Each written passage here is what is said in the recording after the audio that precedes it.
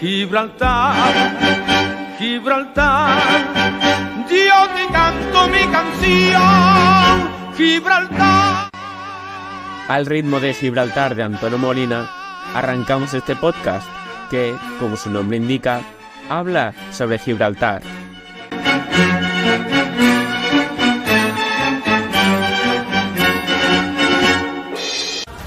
¿Con cuántos países limita España? 2. Francia y Portugal. Bueno, también está Andorra. Bueno, y Marruecos por Ceuta y Melilla. Entonces son 4. Esto puede ser una posible respuesta de alguien con conocimientos no tan avanzados de geografía. En realidad, falta la mención al Reino Unido. La explicación hay que buscarla en Gibraltar. Gibraltar es una palabra polisémica y describe distintas realidades. Por un lado está el famoso peñón, conocido en inglés como The Rock. Se trata de un macizo rocoso que alcanza los 426 metros sobre el nivel del mar, gracias a una pendiente muy pronunciada. También podemos hablar de la península de Gibraltar, ya que el peñón está unido de esa forma con el continente. Más conocido aún es el Estrecho de Gibraltar, el espacio en que las masas de agua del Océano Atlántico se unen con las del mar Mediterráneo. Es el lugar en el que Europa y África se acercan hasta quedar a solo 14 kilómetros de distancia. A pesar de lo que muchos creen, no es el punto más meridional del continente.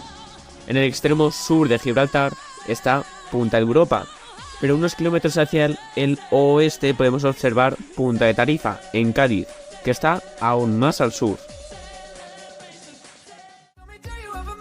Si hablamos de Gibraltar, a secas, nos referimos también a una ciudad que tiene un estatuto político muy particular. Para la ONU es uno de los 17 territorios no autónomos del mundo, la forma en la que se refieren las colonias. En 2019, la Unión Europea también mencionó a este territorio británico directamente como una colonia. Allí viven 33.000 personas en una superficie de 6,8 kilómetros cuadrados. De esta forma, tiene una densidad de población tan alta que si ordenamos a todos los países y territorios independientes, solo es superada por Macao, Mónaco, Singapur y Hong Kong. El territorio es tan pequeño que la frontera internacional entre España y Reino Unido se extiende solo 1.200 metros. Es la segunda más corta del mundo, solamente superada por la que separa a Botsuana de Zambia. Del lado español nos encontramos con una ciudad llamada Línea de la Concepción. Se calcula que 11.000 de sus 70.000 habitantes cruzan todos los días para trabajar en Gibraltar.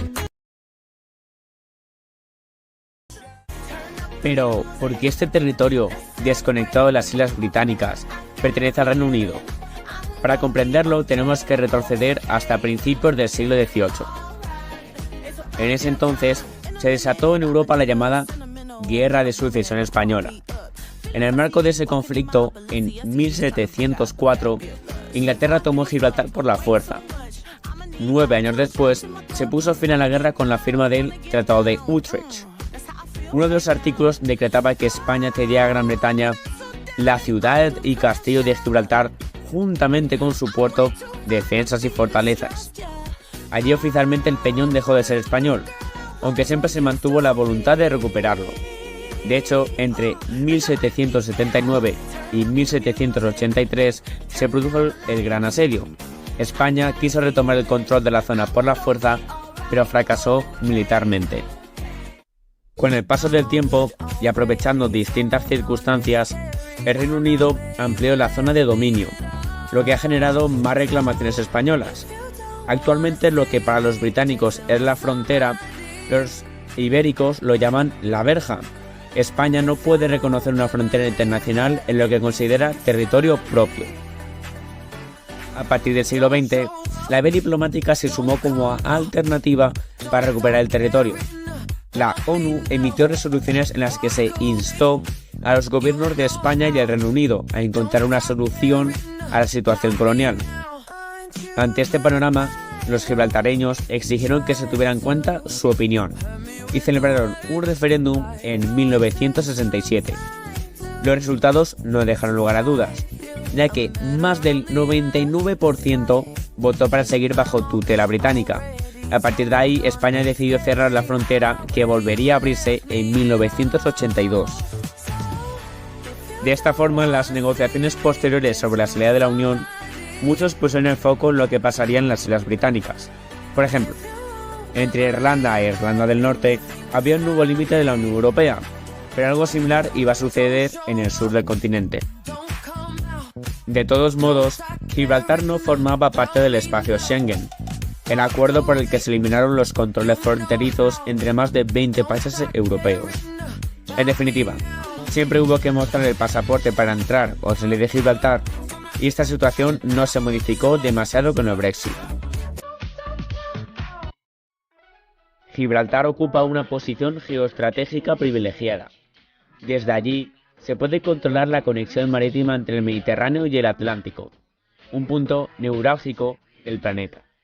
Además de esta posibilidad, el Reino Unido aprovechó también Gibraltar en el contexto de la Segunda Guerra Mundial. En ese entonces, el Peñón se transformó en un gran centro de aprovisionamiento, pero literalmente el Peñón se cavaron 50 kilómetros de túneles subterráneos. Allí existieron depósitos de comida, agua, combustibles, generadores de energía y hasta hospitales.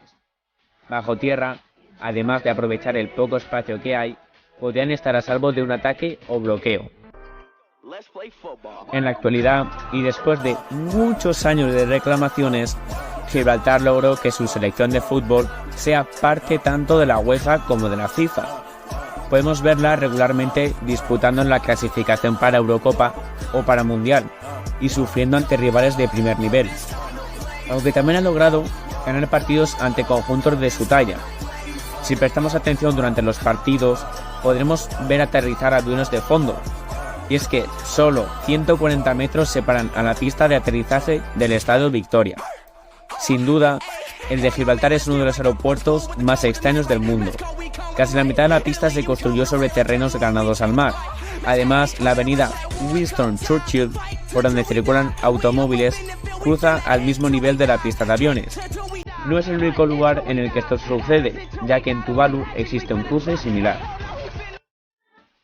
Pero si hablamos de Gibraltar, es imposible no referirse a un récord muy especial. Es el único lugar de Europa en el que podemos toparnos con primates en libertad. Obviamente sin contar a los humanos.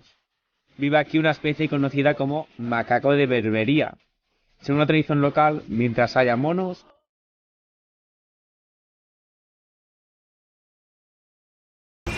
Y antes de terminar, un dato curioso. ¿Sabéis cuál es la frontera más pequeña del mundo? Es el Peñón de Belén de la Gomera.